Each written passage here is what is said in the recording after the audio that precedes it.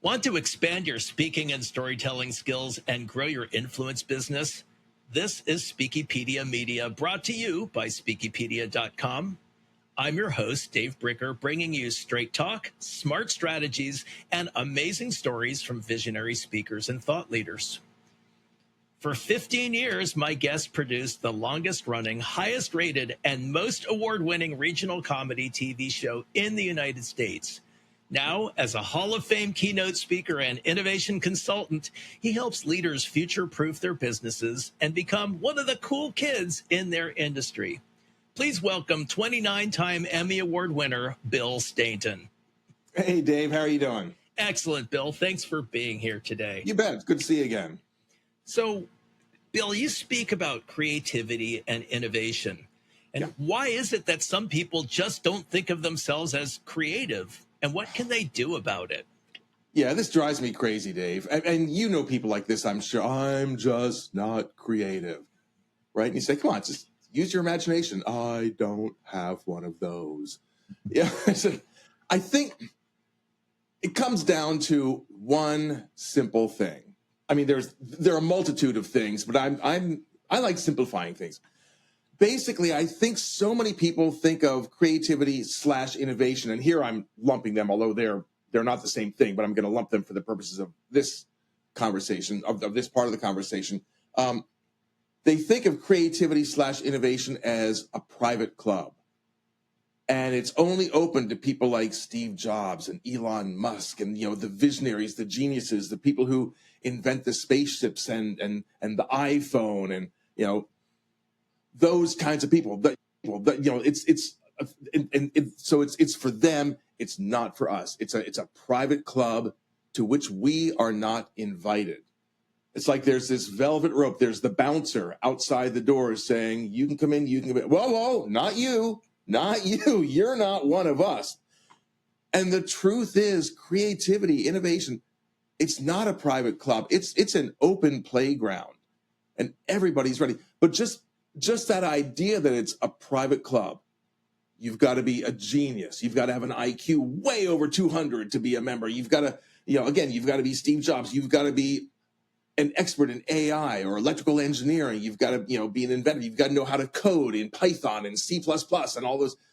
None of that is true, but that persistent misconception keeps some people, maybe even most people, from even trying. They see in their mind, they see that private club sign, and so they don't even try. They just walk past and go like, that's not for us. That's for the other people. No. It's for us. I think that's the first big barrier, is letting people know that, no, you're a member. We all are. We're all welcome. So we're all allowed to think of ourselves as creative. Don't all kids start out loving their crayons and their watercolors? What is happening to people that causes them to lose that creative spark? It's sad. Well, Ken Robinson, I don't know if you've seen his TED Talk, Sir Ken Robinson. It's the most watched TED. I think it's still the most watched TED Talk of all time. And for good reason. It's just amazing. It's phenomenally good. He says that basically we have creativity taught out of us in the school system. And that basically we're taught to conform. We're taught to come up with the right answer. We're not taught to ask questions. We're taught to come up with the right answer. That's what gets rewarded. There's a lot of truth to that. I think that tends to vilify the educational system. And again, there's some validity to that. But to give credit to the educational system, or to take them out of it, what happens, I think, Dave, and I'm curious to hear your thoughts on this too, that, look, when we're young, from birth through whatever, 5, 6, 7 years old, we're learning everything because everything's new to us. And we don't know what's important and what's not. We've got this part of our brain called the reticular activating system, the RAS, reticular activating system, which basically its primary job is to filter out distractions, to filter out the things that aren't important, because there's so much stuff coming in. We can't possibly take it all in. So that part filters everything out. when we're very, very young, it doesn't know what's important yet, which is why kids are like, 3-year-olds and 4-year-olds can learn. I mean, they could learn 10 languages fluently if they were exposed to them. Learning is easy for them. And so they're naturally curious because their brain, that's its job. Its job is to be curious about the world, which drives parents crazy sometimes when their 2-year-old is getting into everything. That's the job, though. They're trying to learn everything. As we get older, we start to figure out certain things. So our reticular activating system says, okay, that's been figured out. We no longer need to explore that area, which is why it's harder to learn languages as an adult. Because literally that part of the brain that's designed to learn languages has sealed off. It seals off around the age of 12 or 13 because it kind of figures, okay, by now you've gotten your language. So when adults try and learn languages, it's more difficult because of neuroplasticity. We're actually learning languages in parts of the brain that were never designed to learn languages. That's one of the great things that our brain can do, but it's harder. So what happens is that as we grow, imagine I've been driving for quite a few years now. I'm sure you have too. Imagine if every time you got behind the wheel of a car, Dave, your brain had to figure out, okay, where's the brake pedal again? Where's this? Oh, what does this button do? Oh, what does this lever do?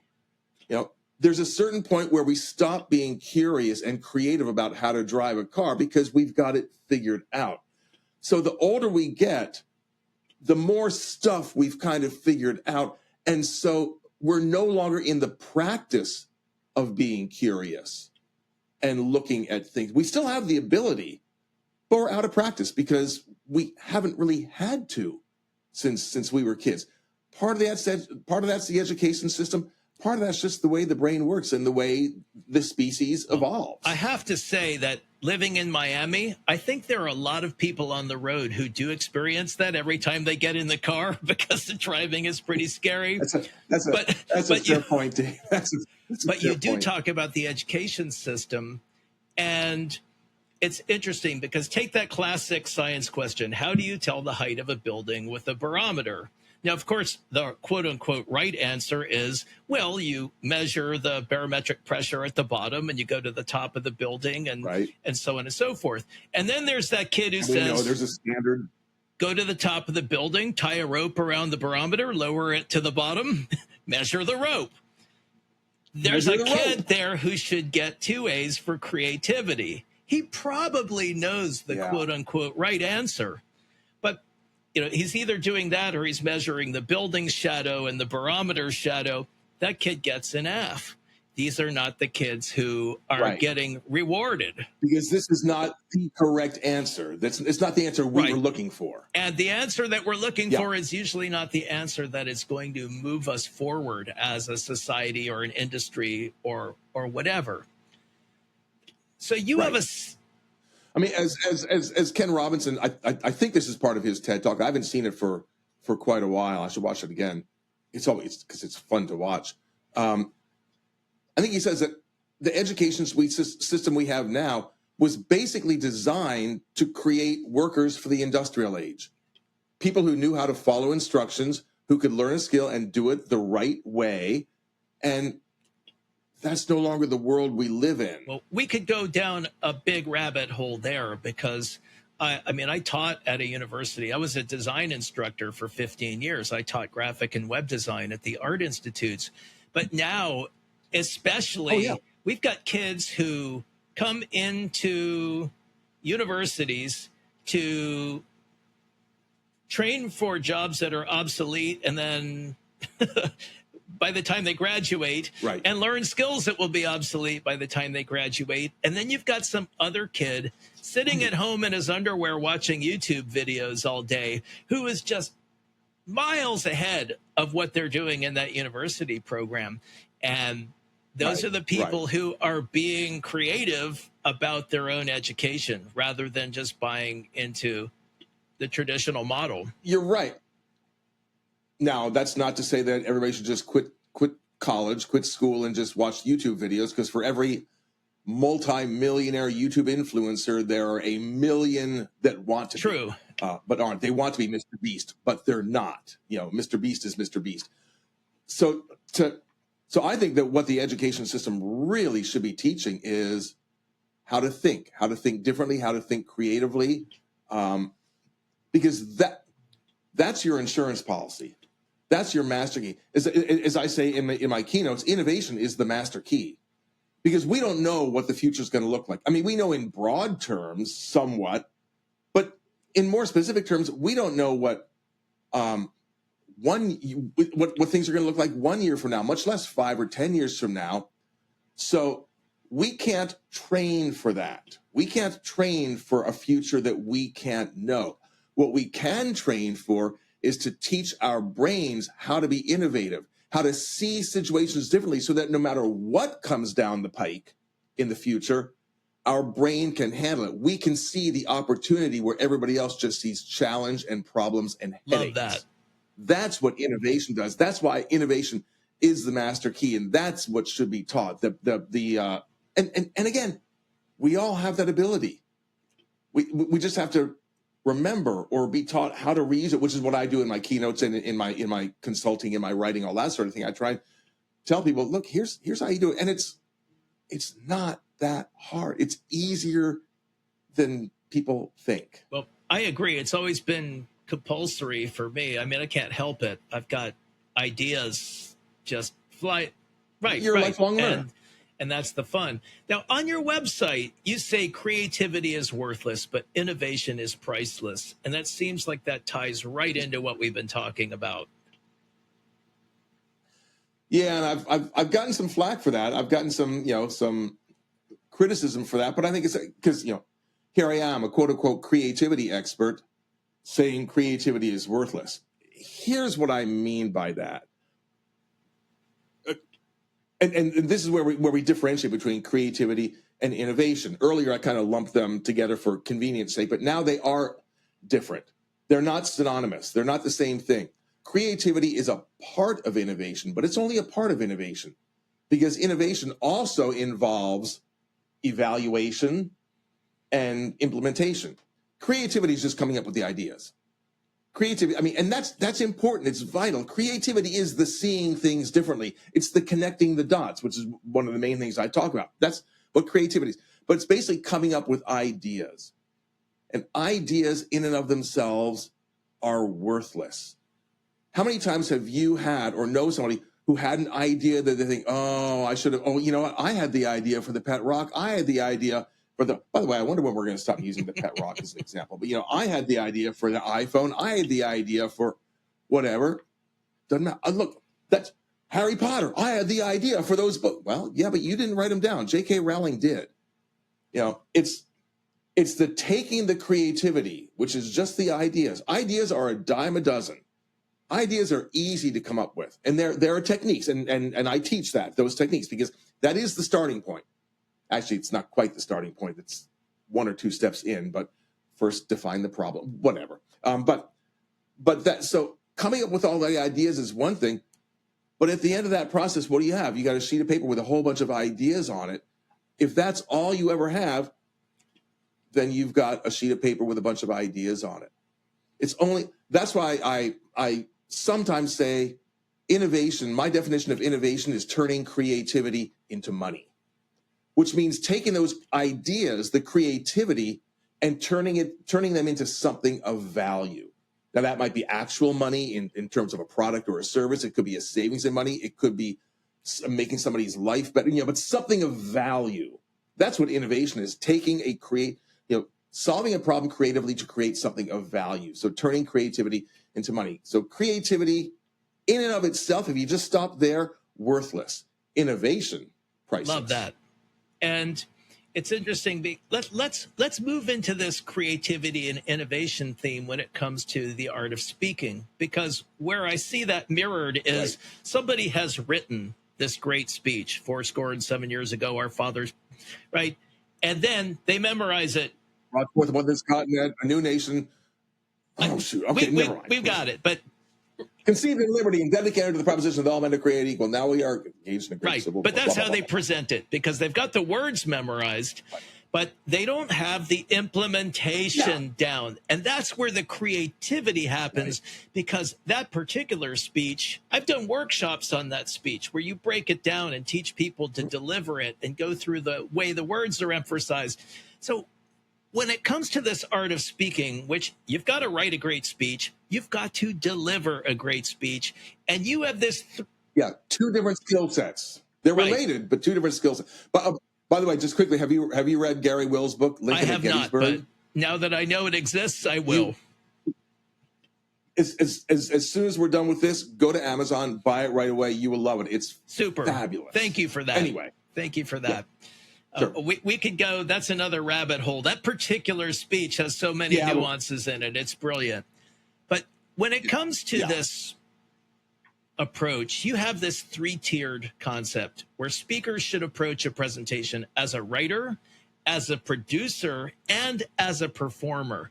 So let's talk about these in order, because the first one, when you're a stage actor, your job is to interpret the script. That's somebody else's writing. Right.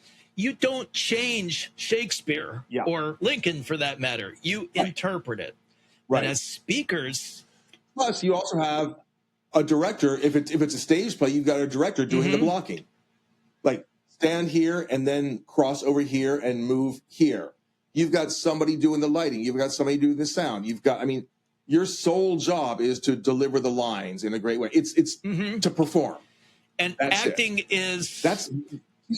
Keynoters don't have that luxury. Because we write our own material most of the time, or we have somebody write our own material. But talk about this creative speech writing process. What are some tips and maybe some pitfalls that you see? Well, so we talked about the 3 lenses through which I look at it as a producer, writer, and performer. And I do that because I've won Emmys. There's hey, what do you know? I didn't notice those, Bill. Thanks for pointing those out. Yeah, sure. And there's a whole bunch more downstairs, and then a bag of broken ones in the garage. But you think about a keynote speech, or just a speaker in general. I mean, I'm primarily a keynoter, so that's kind of my context where I come from. But we are, first and foremost, we are the producer of our keynote, and the produce and that has 2 sides to it. There's the producer part of us that looks at the room we're going to be speaking in and going like, ooh, what are the sight lines like? What's the audience experience going to be? Is the stage clean? Is it, do I have room to move around? That sort of thing. What am I going to do with this stupid lectern? Right. What am I going to do with the lectern? Oh, great. I've got audience way over here, an audience way over here, and a huge, aisle in the middle. So, all those things go into being a producer. But then there's also the producing part where you figure out, and this is what I did when I produced my TV show. I produced a comedy TV show for 15 years. And part of my job was to figure out, okay, first of all, how do we format the show? Like, how many commercial breaks are we going to have? How long is the show going to be? How are we going to typically start and end each show? And how are we going to start this specific show? How are we going to end this specific show? What goes here? What goes there? What goes in the show? What doesn't go in the show? The writers and I pitched a lot of ideas. I had to decide, okay, what's going to make it in? What's not going to make it in? That's your job as a keynote speaker, or as a speaker of whatever kind you do. If I say keynote speaker and you're not a keynoter, those of you watching this or listening to this, please just do the translation on your own if you don't mind. But part of our job is to figure out, okay, what goes in, what doesn't go in, and that's driven by where our expertise intersects with the audience's need. And so often I see speakers, they just talk about all kinds of things because they like talking about it, but the audience is like, this doesn't relate to us. So it's figuring out what makes it in, what doesn't make it in, and then how do you, what we used to call, routine it.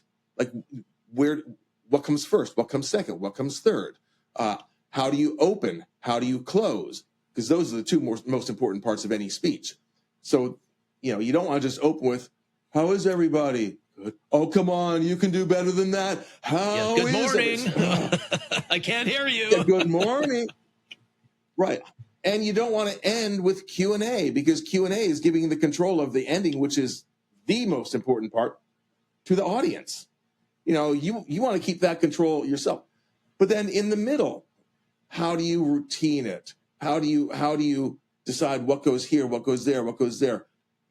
Most speakers just kind of do a chronology of their idea, whatever they're going to talk about. Well, this. They don't think about the emotional ride that they want to take the audience on. Like, oh, it's been kind of flat for the last 5 minutes. I probably need to throw some humor in or something, maybe a video, maybe an audience exercise, maybe, something. When I was producing my TV show, I always had to think, okay, like what's going to be the highlight of this act? And what about this act? Because we had 4 acts, 3 internal commercial breaks. That's inside baseball. But, so I had to think, okay, what's going to keep this fresh for them and keep it changing? Oh, I didn't see that coming. Oh, that's cool. Didn't see that coming. Most speakers just don't think about that because they don't think of themselves as a producer. We talked about producer, writer, performer. Well, they certainly see themselves as a performer because, you get up on stage, it's kind of hard not to see yourself as a performer. And we see ourselves as writers because we're coming up with material.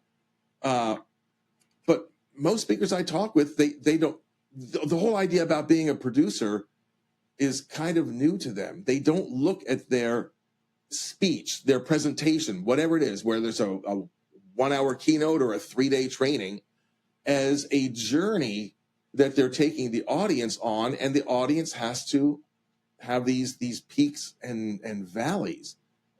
That's all part of being the producer. It's a vitally important job because everything else flows from that. If you've got a really boring, flat structure, I don't care how good a performer you are. I mean, if you're a great performer, you might be able to entertain them for an hour, but it's going to be like one of those popcorn movies that you forget about as soon as you leave the theater or turn off Netflix. And we've both seen content-free speakers who manage to keep the audience on their feet for an hour, and everybody's cheering, and then the next day it's like, oh, that was great. Yeah, do you remember anything about it? No, I just had a good time. Right. And look, there are places where a speaker like that might be what a meeting planner wants. Maybe after lunch, just to get the energy. Now, you probably don't want to give them an hour, but somebody just to get the energy back up. Okay, and now on to the content again. But if you're an opening keynote or if you want to charge higher fees, you've got to deliver more than just a good time. Yeah, and it's interesting because I remember at our NSA chapter, we had a speaker come in one time and address us and say, "You are not a speaker. You are a subject matter expert." And I just thought, I reject that with every fiber of my being, because if you're a subject matter expert, you're going to lecture from A to B to plenty of Z's, because it's just data. It's just information. Being a subject matter expert is cost of entry. But then there is that production and, of course, the ability to deliver it, but to take that audience on a journey rather than just educate them. Yeah, you've got to remember that you're putting on a show. I mean, even if you're a content speaker, if you get up there on stage with a microphone, with an audience, it's a show. The audience is sitting back and they're about to watch the show. And the only thing they want to know right off the very top is this going to be a good show or a bad show? And so even if you're like a heavy duty content speaker, this is not a college lecture where they have to be there necessarily. Now, if you're speaking for a corporation and like, okay, this is a mandatory employee in-service thing, okay, that's fine. They have to be there, but you can still give them a show. You can still make it engaging, if not entertaining, at least engaging. I mean, that's kind of our job, especially if we're a professional speaker. If we're going to call ourselves a professional speaker, we better have something to show for it. Completely agree with you. It's interesting because we're talking about a keynote as a show, and I was talking with Kelly Swanson not long ago about this. Oh yeah, well, about a show, yeah. How this idea that the whole industry is kind of inverted because the big money is in that 50-minute keynote. The big takeaway for the audience is in that workshop, whether it's 90 minutes or half day or whatever, because they're actually getting to work on stuff rather than watch a show. So if you think about it, the workshops, what should get those big keynote fees versus the other. But we won't. Well, look, I'll push back on that just a little bit because Right. I'm a keynoter. The level of expectation and the pressure and the responsibility is so much higher on the keynoter because you're the general session, especially if you're the opener, which is where I tend to be. The meeting plan, I mean, to a very large extent, the success or failure of the entire event rests on the shoulders of that opening keynoter. And the success or failure of the memory of that event rests very much on the shoulders of the closing keynoter. That's what, if the closing keynoter is great, people are going to go like, oh my goodness, this is a great convention. If the opening keynoter is great, they're going to go like, oh my goodness, I'm so glad I came to this. And everything else, it's that first impression, last impression. First impression, the opening keynoter hits it out of the park. They're going to go like, oh my goodness, this is such a great convention. So now they already have that mindset of this is a great convention. So everything else becomes easier. I mean, you're basically making it easier for all the other presenters because you've already set the expectation that this is a great convention. And that's a lot of responsibility. The breakout speakers don't have that responsibility. They don't have to be as entertaining. Their stories don't have to be as good. They're not being entrusted. If you go to a convention, and you and I have both been to multiple conventions, the opening keynoter is great. That's one. If one of the breakouts that you go to isn't so good, fair enough. It's like you make a good point there. Yeah. And certainly not putting down keynoting. I like to do my share of it. Sorry, I'm just trying to defend my ridiculously high fees. So coming into that, we're talking about subject matter experts, and there really aren't enough true performers in the speaking business. So what is it about Jason Hewlett and Kelly Swanson and Mark Scherenbrock? And I'm going to put you in that category because at best, I'm a junior member of that you can category. declaim it all you want, but disclaim it all you want. But I've watched you speak, and I know the difference. So accept the compliment. But what is it that gives us an edge when it comes to audience engagement? Well, there's a couple things. First of all, you mentioned Jason Hewlett, and I don't know how specific we're going to get. Jason Hewlett just has unique gifts that other people can't do. He's got a face that can do anything, and he's got voice. He can sing and does voices, and so that's just kind of a unique talent. He's like that's like a Jim Carrey kind of talent. Kelly and Mark, and to some degree myself, we're storytellers a lot. I mean, and we work on our stories. We craft our stories. Our stories have an arc, just like our speeches have an arc. I mean, you look at Mark, well, and any story Mark Scherenbrock tells, he's worked on it. He's got punchlines. He'll take you down emotionally. He's got a story about his father at the Vietnam War Memorial, and it's heart-wrenching. And just when you're like, oh, he'll drop in a punchline to relieve the tension. I mean, because he understands that you need to do that. I talk about this sometimes when I'm talking to NSA chapters, National Speakers Association chapters, that if you're going to take your audience into the abyss, that's fair, but you've got to let them back up again. Kelly Swanson, she's created this whole universe for herself, Pride's Hollow, and which is fictional, but she can tell universal truths through these characters that she's created. Even outside of Pride's Hollow, though, she's just a gifted storyteller and a gifted story coach. I mean, she's a phenomenal story coach for other professional speakers who want to take their stories up to a much, much, much higher level and make a much, much, much higher impact. She's great at that. So it does come to the stories, but the story isn't just about the writing. We talked about producer, writer, performer. It is about the writing in terms of, okay, what comes here, what comes there, what do I leave out? Again, that's part of being a producer. A story isn't just a chronology. Here's what happened. We've all heard, been around the archetypal Thanksgiving table where, great Uncle Fred is telling a story. And so my neighbor, he had this dachshund, and he was it wasn't a dachshund. What was it? It was and it turns out that the dog has nothing to do with the story, but he's just no, the dog. I'll tell you who had the dachshund. It's like, what's the story? Just tell us what we need to know to get the story, craft the story.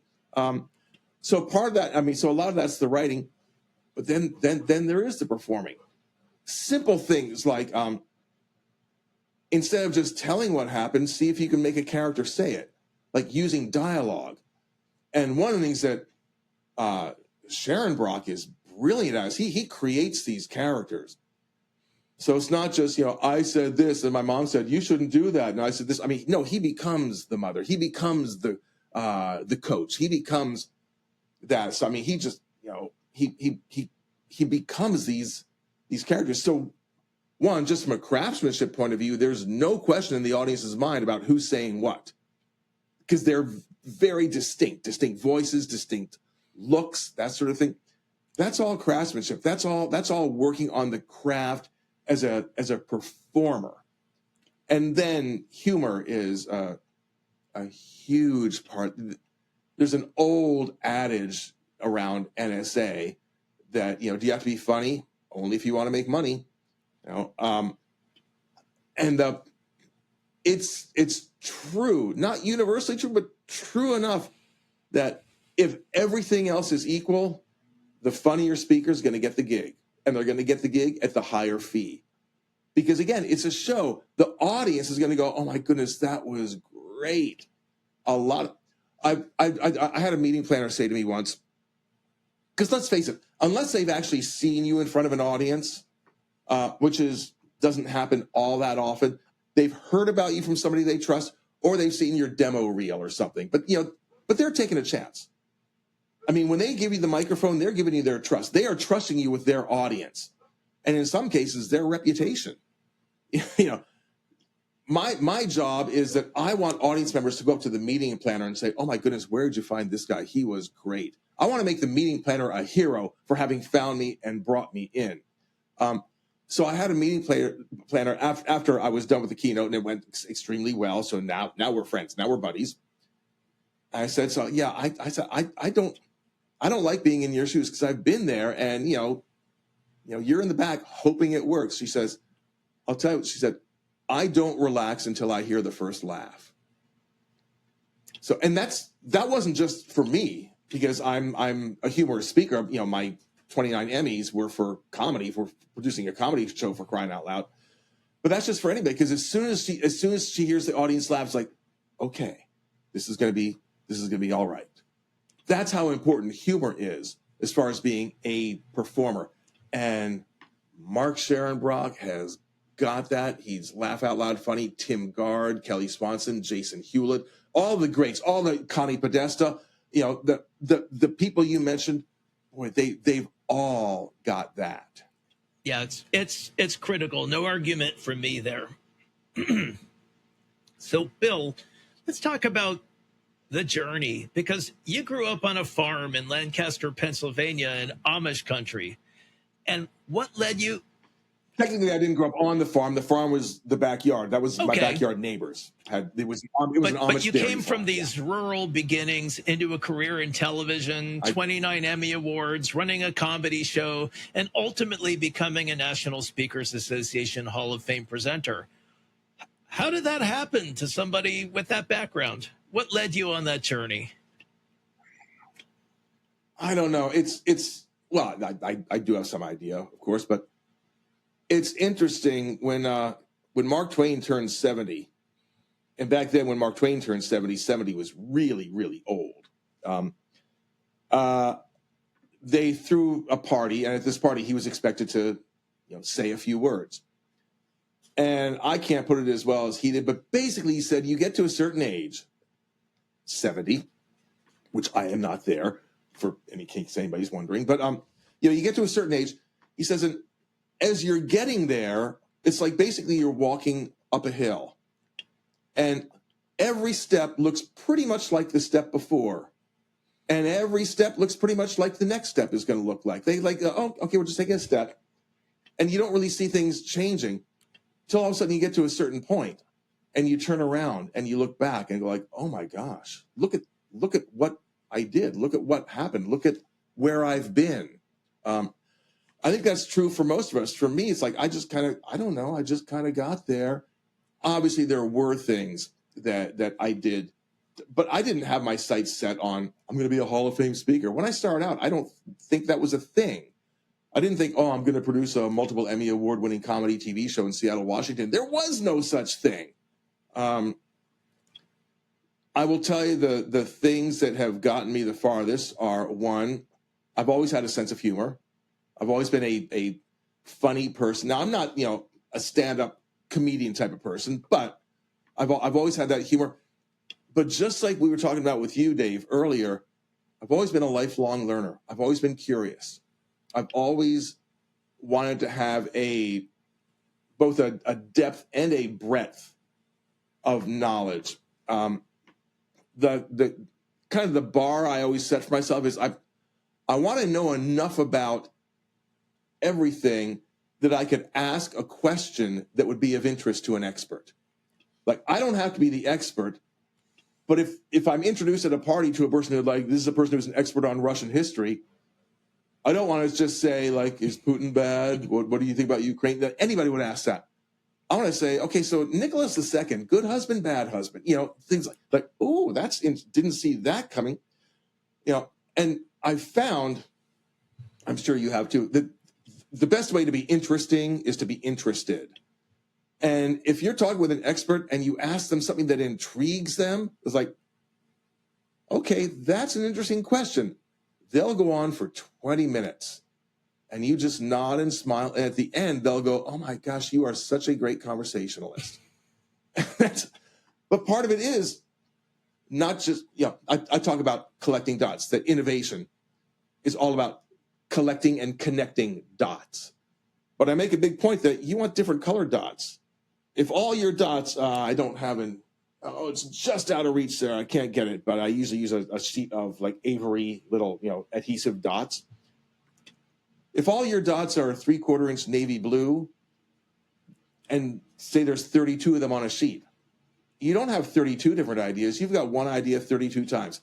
If you only ever listen to the same kinds of podcasts, even one as good as this, you're getting one point of view. If you only ever listen to the same newscast, if you only ever talk to the same people about the same kinds of things, if all your dots are 3/4 inch navy blue, then all your connections are going to be 3/4 inch navy blue. But if you start collecting red dots and green dots, and ooh, there's a yellow dot over there. Well, a yellow dot and a blue dot make a green idea. Now you're making connections that nobody else would make because they don't have that yellow dot. I talk about Steve Jobs. When he was in college, he took a course in calligraphy. He was a computer guy. Calligraphy had nothing to do with computers. No other computer guys were taking a course in calligraphy. They were taking courses in computers. They were reading about computers. They were talking to computer people about computers. They were collecting lots and lots and lots of navy blue dots. And those navy blue dots were all about computers. Steve Jobs took a calligraphy course from a monk named Robert Palladino. And he took the course just because he was interested in it. And then when he and Steve Wozniak decided to make their own computer, Steve Jobs connected those dots, which he would not be able to do if he didn't have the dot to begin with. He connected the yellow dot, calligraphy, and the blue dot, computers, and said, hey, could we make a computer that does calligraphy? And they came up with the Macintosh, which created the company Apple, which became the first $1 trillion company and led to the invention of this thing, the iPhone, which we all have. Who would have thought that, this little ubiquitous device owes its very existence in part to a Trappist monk at Reed College outside of Portland, Oregon, who taught a course in calligraphy. That's what happens when you collect those different colored dots, when you've got these outside interests. You can start making those connections and coming up with the ideas that nobody else will. It'll give you the competitive advantage, because you'll come up with ideas that nobody else in your field could, because they don't have those dots. They don't have that experience. They don't have that idea. They didn't read that article on sheep herding in the 17th century. They don't have those dots. It completely, and perhaps there's the key there to innovation in speaking. The key to humor is this idea that everything is connected to everything else. And when you can find those connections, that's what humor is. That's what jokes are. It's connecting two things that don't normally belong together. In comedy, we call it the punchline. In innovation, we call it the iPhone. It's the same thing. Taking ideas that don't belong together and putting them together and finding a connection, a surprising connection. Yeah, that's sometimes one exactly that's been right in front of your face the whole time. Yeah. And you see, it's like the arrow in the FedEx logo. If for the people who have never seen that, it's between the E and the X. Right. If you haven't seen it, look at the FedEx logo and you go, wow, I've been looking at that arrow all my life. I never knew it was there. When you see it. On a lesser level, the bear in the Toblerone logo. You look at the mountain, it's a bear. But those kinds of things. And it's just connecting. And when you can get somebody else to connect the dots, that's where education happens and inspiration happens. Because if I tell you A is connected to B, it's like, okay, you got half the Pythagorean theorem there. So what? I'm going to sleep. But if I but if I can show you that A is connected to B, and if I can lead you to conclude that A must be connected to B, now you never forget it. That's it. If you could lead them to, and that's, I spent 15 years leading a very creative, innovative team, and it's a different kind of leadership. I talk to a lot of leaders who want to create a culture of innovation. That's most of my consulting work. And I talk about how do you lead a creative team? Because, and by the way, if you are a leader, you are leading a creative team, whether you know it or not, because we're all creative. I mean, you could be leading a creative team. So here's how you do it. And this is where leaders make the mistake. Let me go back a little bit to, let's say you're a parent of a 1-year-old who is playing with blocks, and your 1-year-old is trying to stack the blocks, but they keep falling over. Some parents will just go and say, no, honey, look, no, do it this way. And they show the kid how to do it. And the kid immediately gets bored, doesn't want to play with the blocks anymore. Because they want to, because they've got that creativity. It hasn't been, educated or learned out of them or whatever. For them, the process, the solving the puzzle is the intriguing part. Creative people, which is why engineers tend to be very creative. Most people don't think that, but engineers love solving a problem. So here's my advice to leaders who lead a creative team. As the leader, it's your job to decide on the destination, the goal, the outcome, the target. What are we trying to achieve? Now, you can do that in conjunction with your team, or maybe that gets passed on from senior leader, whatever. But somehow you say, here's where we want to go. So you give them the what. Here's what we want to achieve. Let them surprise you with the how. Let them surprise you with the how. Too many leaders try and give their teams both the what and the how, and they wonder why their teams get bored, because you've shown them how to stack the blocks. And you've also done yourself a disservice. You're assuming that your how is the best how, and in sometimes the only how, and that ain't true. If you let them surprise, like, here's where we want to go. Now, how might we get there? And let them surprise you. Man, if you've got smart people there, they love solving those problems. They'll come up with things that you never would have thought of. Some of them will be outlandish, too expensive, too time-consuming, just, impossible, stupid, whatever. And by the way, and there's value even in some of those, because they could be what I call the idea that leads to the idea. That's stupid. We can't do that. But wait a minute. That happened with my TV show all the time. When we would have our pitch meetings, a writer would pitch something that we can't put on television. Because the job of the writer's table is like, there's no self-censorship. Pitch all the ideas. So, well, we can't do that. That would be illegal. Oh, but wait a minute. What if we turn it this way? What if we apply it to, what if? And all of a sudden we get a great Emmy award-winning idea from an idea that was unfeasible. But anyhow, as a leader, give them the what, let them surprise you with the how. Love that. And look, as we approach the runway here, I think that this also applies to speakers, because a speaker in front of an audience is a leader. And this ties right back into what we were saying about leading the audience to the conclusions rather than lecturing to them. Now, many of our viewers and listeners are new to the speaking game. And so many people these days, I think more than ever, aspire to become speakers. There are crowds of people moving into this. Partly because it looks easy when it's done well. It looks effortless, right? Because you don't see the rehearsal, you see the person on the stage. But look, we all continue to work on and craft and grow these skills.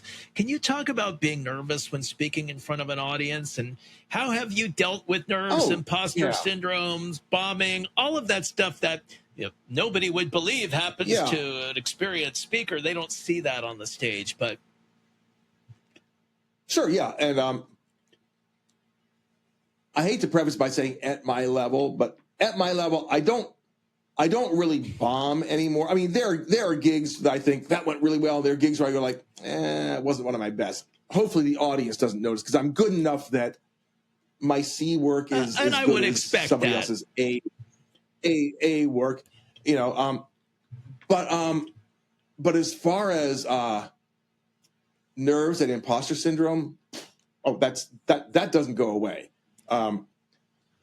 Look, there are some speakers who don't get nervous, or say they don't get nervous. And nervous is kind of a loaded word.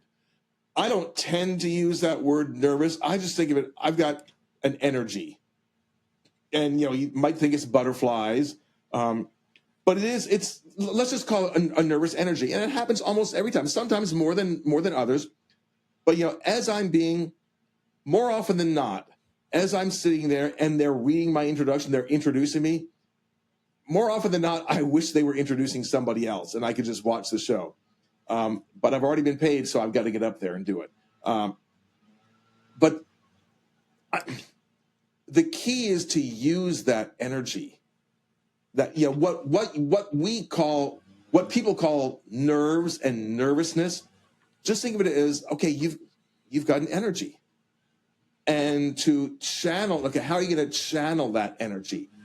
One way to channel it, and I discovered this far later in my speaking career than I should.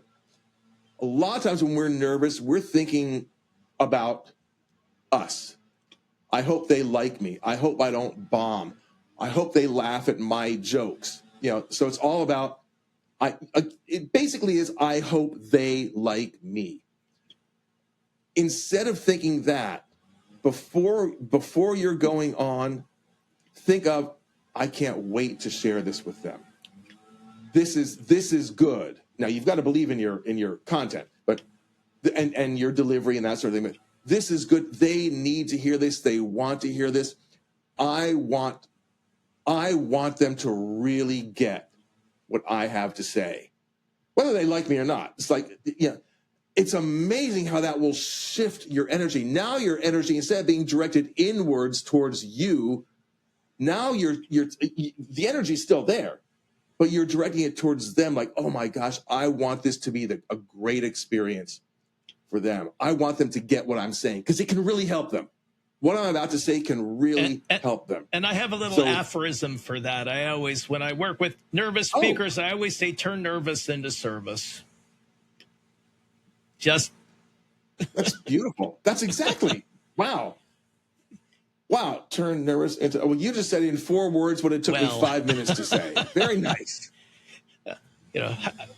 What can I say? So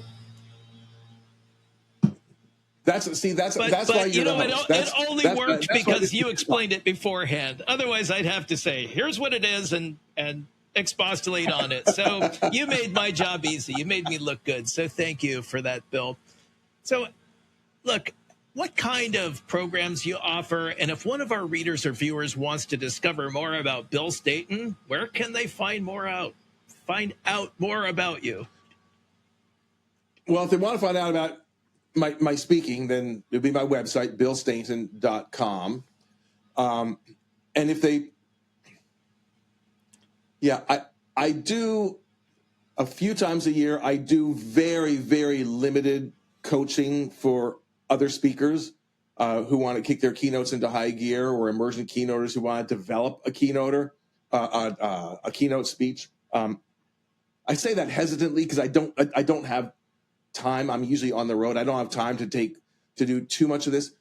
I do some, though. So if anyone wants to just contact me, send me an email, bill@billstainton.com. If that's something that sounds intriguing and you want to talk about it and see if it's a match, see if it's a good fit, then sure, let's have that conversation. Super. Bill Stainton, thank you so much for being my guest today. Dave Bricker, thank you for asking me. This has been a real treat. I agree. So I'm Dave Bricker, inviting you to explore the world's most comprehensive resource for speakers and storytellers at speakypedia.com. If you're watching this on social media video, please love, subscribe, and share your comments. And if you're listening to the podcast, keep your hands on the wheel, stay safe, and I'll see you on the next episode of Speakypedia Media.